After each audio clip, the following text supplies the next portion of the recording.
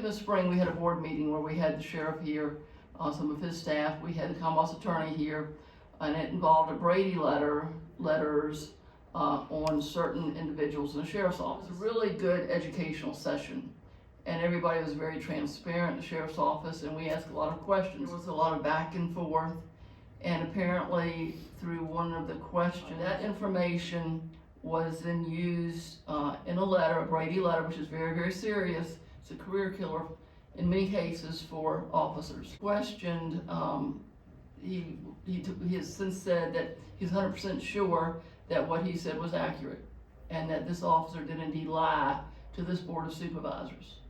We're a very transparent group here. So we just said, okay, if that's true, we want to know it. I know the sheriff would want to know it.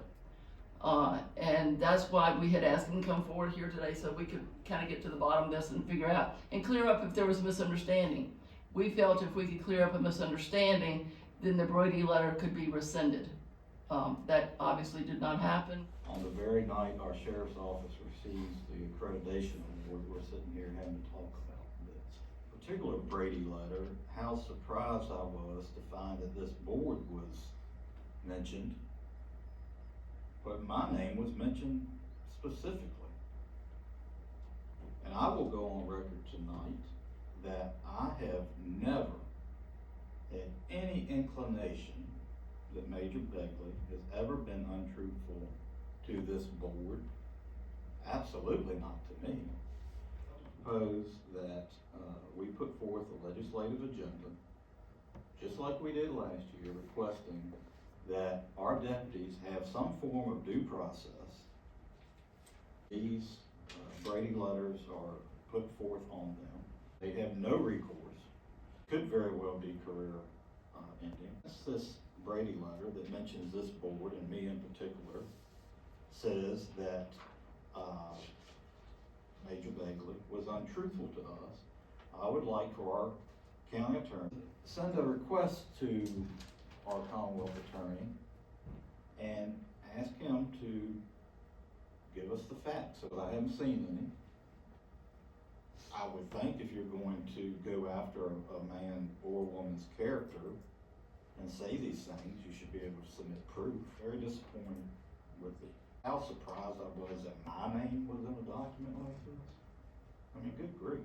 Oh, I will stand up for our employees, because I think they've been treated wrongly, and I think that our deputies are being treated wrongly, and I think we need to, whatever we can do to stand up for them, we need to do. We have a motion on the floor. We'll take further discussion later. Motion on the floor by Mr. Martin. All in favor say aye. Aye. Opposed, no. Motion passes. With a request to have him come when this board was used in the presence of a Brady letter, and he couldn't find it within himself to show up tonight, but also to send you the response that you received today. I'm gonna be bold, and if he's watching, that's fine. It's no disrespect. I think it's a slap in the face. It's a slap in the face of this community. It's a slap in the face of this board. It's a shame that there's no other accountability measures for actions such as this other than election day. Yes, the only other statement I will make is that if we can't accomplish anything else, that will be the ultimate judgment day. I'm sorry that the sheriff's office is going through this, and I do agree with Sheriff Ayers. This impacts, if anybody wants to do their homework, if they don't understand the impact that this could have on your community, it could impact anybody that sits in this room if you was to have an emergency at any point in time. I want you to understand the impact of this. And we have no defense mechanism whatsoever.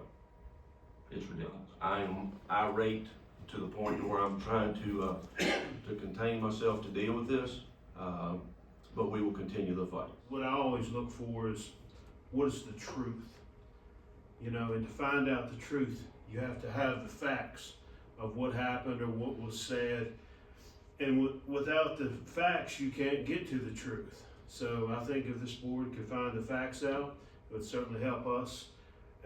Like Mr. Martin said, we don't have much recourse.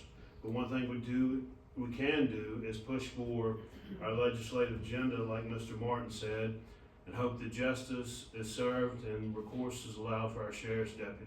Because notwithstanding any of this, but if one man can ruin your career, I mean, that you ought to at least have a recourse to be able to fight back against that. That something like that will come through the General Assembly.